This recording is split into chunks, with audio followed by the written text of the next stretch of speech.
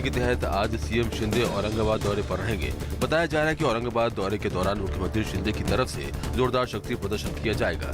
जिले की वैजापुर, औरंगाबाद और सिल्लोड, इन तीनों तहसीलों में शिंदे लोगों से संवाद भी करेंगे। औरंगाबाद शिवसेना का गढ़ माना जाता है। आपको बता दें कि मुख्यमंत्री शिंदे के महाराष्ट्र दौरे का आगाज राज्य के नासिक जिले से हुआ। पहले दिन नासिक दौरे के बाद सीएम शिंदे मालेगांव दौरे पर भी रहे। गोवा बार केस में कांग्रेस नेताओं को दिल्ली हाई कोर्ट ने नोटिस जारी किया है। ये नोटिस स्मृति ईरानी की ओर से दायर मानहानि के मामले में जयराम रमेश और पवन खेड़ा को जारी किया गया है। नोटिस में कहा गया है कि कांग्रेस नेताओं को 24 घंटे के अंदर सोशल मीडिया पर की गई अपनी टिप्पणियों को हटाएं। कोर्ट ने ये भी कहा है कि अगर वो पोस्ट नहीं हटाते तो सोशल मीडिया प्लेटफॉर्म उनको हटाए। बता दें कि स्मृति ईरानी ने अपनी बेटी के खिलाफ इन दोनों नेताओं पर 2 करोड़ के हट जाने की मांग की है।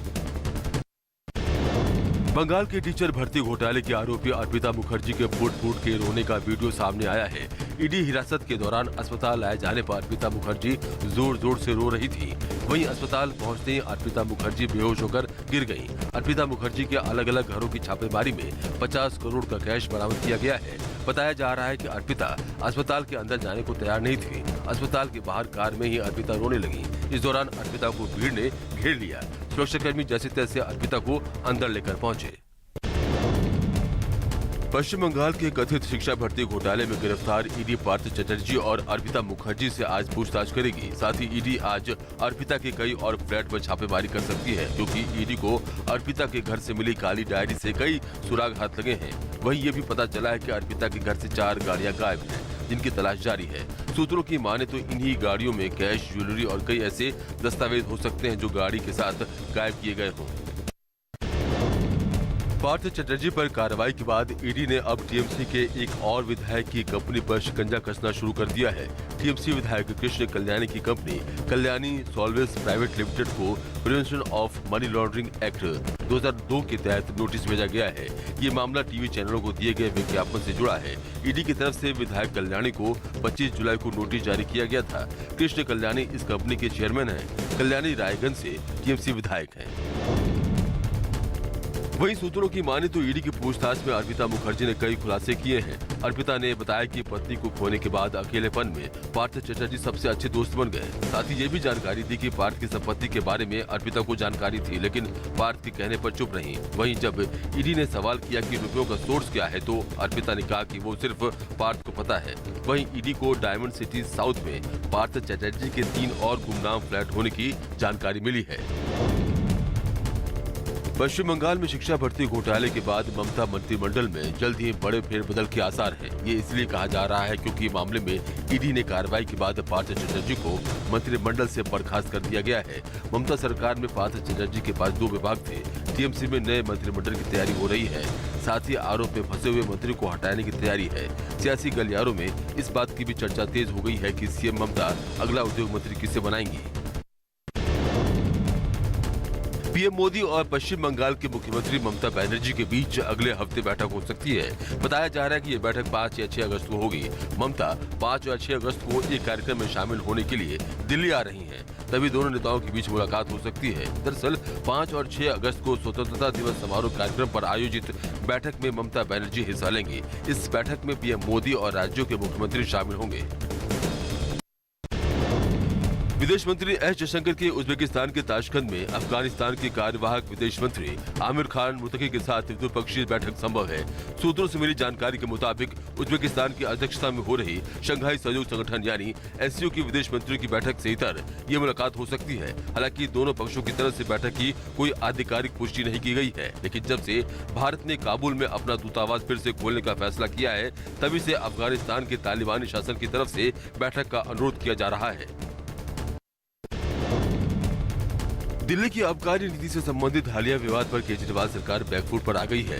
दिल्ली सरकार ने पुरानी आबकारी नीति को लागू करने का फैसला लिया है। दिल्ली सरकार 1 अगस्त से अगले 6 महीने के लिए आबकारी नीति की पुरानी व्यवस्था लागू करेगी। आपको बता दें कि आबकारी नीति 2021-22 को 31 मार्च के बाद 2 बार 2 महीने की अवधि के लिए बढ़ाया गया था। 31 जुलाई को समाप्त हो जाएगी। इसलिए सरकार ने पुरानी आबकारी नीति को आगे भी जारी रखने का फैसला लिया है।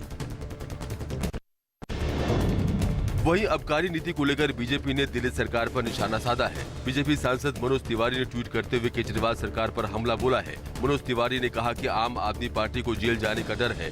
उन्होंने कहा कि जो लूट की है उसकी सजा तो जरूर मिलेगी।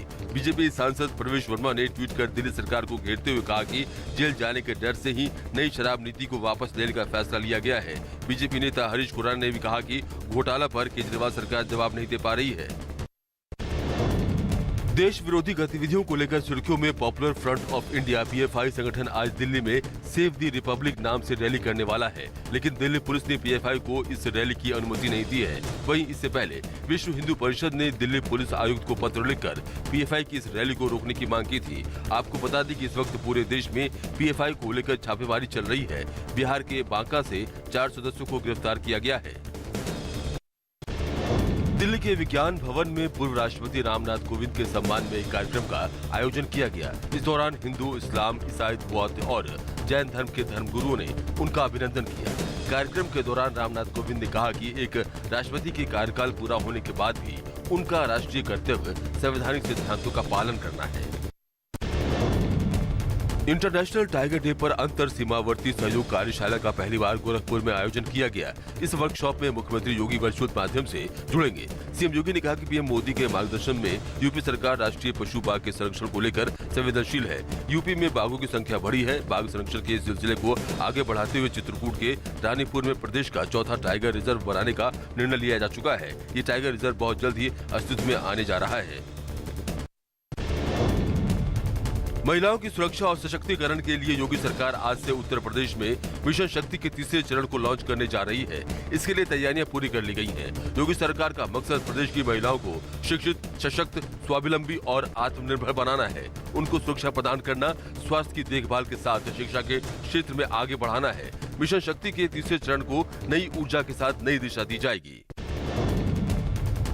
यूपी में जल शक्ति राज्य मंत्री दिनेश खटीक की ओर से खुद को योगी सरकार में काम नहीं आवंटित करने के बारे में पिछले हफ्ते पत्र लिखकर पतंगड़ खड़ा करने के बाद जल शक्ति विभाग हरकत में आ गया है।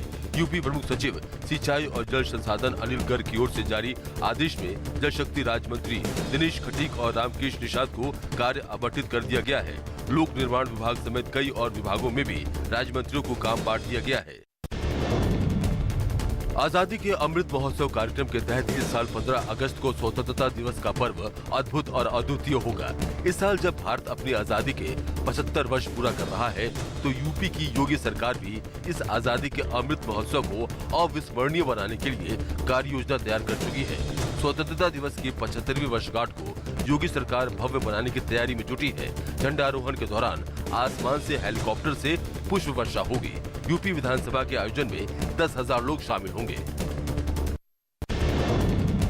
बॉम्बे हाई कोर्ट ने मुंबई एयरपोर्ट के पास 48 इमारतों पर कार्रवाई के आदेश दिया है। कोर्ट ने कलेक्टर को आदेश दिए हैं कि एयरपोर्ट और रनवे के बीच में सुरक्षा को लेकर कोई समझौता न करे और ऐसी इमारतों पर जरूरी कार्रवाई की जाए। जिस इमारत की ऊंचाई ज्यादा है उसे कम किया जाए। अदालत ने अधिकारियों को उन इमारतों की बिजली और पानी की आपूर्ति बंद कराने का भी सुझाव दिया है, जिन्हें ऊंचाई संबंधी उल्लंघन के लिए नोटिस जारी किया गया है। राजस्थान के बाड़मेर में क्रैश हुई मिग 21 विमान में 2 जवान शहीद हो गए, जिनमें से एक थे फ्लाइट लेफ्टिनेंट अदविल बल, जो जम्मू के जिंदड़ मेहलू गांव के रहने वाले थे। उनका पार्थिव शरीर आज उनके पैतृक गांव पहुंचेगा। वहीं जैसे ही अदविल के शहीद होने की खबर गांव में पहुंची, शोक की लहर फैल गई। परिजनों को विश्वास नहीं हो रहा है कि उनका बेटा उनको ऐसे छोड़कर चला जाएगा। जो इस दुनिया को छोड़ के कल चले गए हैं, वो बहुत ही बहादुर, वफादार, अनेक, ऑलवेज वो देश के प्रति मर मिटने का जज्बा रखते थे। आज से झारखंड के देवघर इंटरनेशनल एयरपोर्ट से एक नया अध्याय जुड़ जाएगा। दरअसल आज इंडिगो की पहली फ्लाइट दिल्ली से चलकर देवघर इंटरनेशनल एयरपोर्ट पहुंचेगी। 180 सीटर इंडिगो की ये फ्लाइट खास होगी। दिल्ली से देवघर के लिए पहली फ्लाइट होने की वजह से इसे काफी खास माना जा रहा है। साथ ही इस विमान को इसलिए भी स्पेशल कहा जा रहा है क्योंकि इसी फ्लाइट से भोजपुरी सिनेमा के दिग्गज कलाकार और वर्तमान में सांसद मनोज तिवारी, रवि किशन और निरहुआ बाबा नगरी देवघर पहुंचने वाले हैं। असम पुलिस ने 2 जिहादी मॉड्यूल के भंडाफोड़ का दावा किया है। असम पुलिस का दावा है कि उनके तार बांग्लादेश के आतंकी संगठन से जुड़े हैं। आधिकारिक तौर पर पुष्टि की गई है कि इस मामले में 48 घंटे में 10 लोग गिरफ्तार किए गए हैं। बताया गया है कि इनमें कथित रूप से एक मॉड्यूल लोअर असम के बरपेटा और एक अन्य सेंट्रल असम के मोरीगांव जिले से ऑपरेट किया जा रहा था। पुलिस के दावे के मुताबिक दोनों ही module Bangladesh based Ansarullah Bangla team के संपर्क में था, जो भारतीय सब कॉन्टिनेंट में अलकायदा का हिस्सा है। पीएम मोदी राष्ट्रीय विधि सेवा प्राधिकरण की ओर से आज और कल आयोजित होने वाली पहली जिला विधि सेवा प्राधिकरण की ऑल इंडिया मीट का उद्घाटन करेंगे। दिल्ली के विज्ञान भवन में ऑल इंडिया मीट का पीएम मोदी उद्घाटन करेंगे। उद्घाटन समारोह में भारत के मुख्य न्यायाधीश एन.वी. रमन्ना, केंद्रीय कानून मंत्री किरेन रिजिजू मौजूद रहेंगे। आपको बता दें कि देश के न्यायिक इतिहास में ये पहली बार होगा जब सभी जिलों के जिला और सत्र न्यायाधीश राजधानी दिल्ली में एक साथ होंगे। बिहार के भागलपुर में एक बार फिर बम ब्लास्ट की घटना हुई है। बम धमाका बिहार पुलिस प्रशिक्षण केंद्र नाथनगर के आवासीय कैंपस के मुख्य गेट पर हुआ है। जोरदार धमाके के बाद आसपास अफरा तफरी मच गई। बम ब्लास्ट उस जगह पर हुआ है जहां हजारों की संख्या में ट्रेनिंग करने वाले पुलिस रहते हैं। मौके से बम के अवशेष और कांटे बरामद हुए हैं। बम ब्लास्ट की सूचना मिलते ही पुलिस और डॉग स्क्वाड टीम मौके पर पहुंची। फिलहाल पुलिस ने मामला दर्ज कर आगे की तफ्तीश में जुट गई है। एमपी के शाहजहांपुर में न्यूज 24 की खबर का असर हुआ है। लड़की को स्कूल जाने से रोकने वाली खबर का सच न्यूज 24 ने दिखाया तो प्रशासन हरकत में आया। दरअसल मारपीट का एक वीडियो वायरल हुआ था जिसमें कहा गया था कि कुछ दबंगों ने एक लड़की के परिवार को इसलिए मारा क्योंकि वो स्कूल जाती थी, लेकिन हकीकत कुछ और ही थी। असल में ये मारपीट जमीन विवाद में हुई थी। एक कुएं को लेकर पिछले 2 साल से विवाद चल रहा था। हालांकि प्रशासन ने मामले का संज्ञान लेकर दोनों पक्षों में समझौता करा दिया है। सुप्रीम कोर्ट ने नोएडा के सुपरटेक ट्विन टावर को गिराए जाने के मामले पर सुनवाई की। कोर्ट ने बताया कि 21 अगस्त को ट्विन टावर गिराया जाएगा।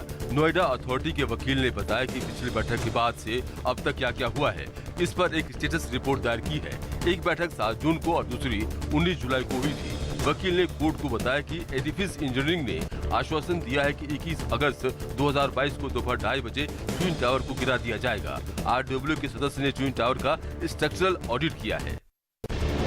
जम्मू में अरनिया के गांव कठार में चाइनीज मांझे का कहर देखने को मिला, जहां राजेश कुमार और उनकी पत्नी रजनी दोनों मोटरसाइकिल पर अपने घर लौट रहे थे तो गांव जोइया में चाइनीज डोर गले में फंसने से दोनों हादसे का शिकार हो गए।